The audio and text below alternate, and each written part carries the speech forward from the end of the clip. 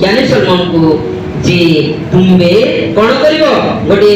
सेमान को ऑर्डर कले मंत्री मानन को तुम्बे जाओ गोटे खंडा आनो कोन आनिबा पई कहले खंडा आनिबा पई कहले जेतले खंडा आनिले तापरे से स्त्री माने अछंती सेठी विचार करा होची जे ए छुआ को ए दुई जन स्त्री को मधुर कहार भी न हो एमान आको कोन करा हबो दुई खंड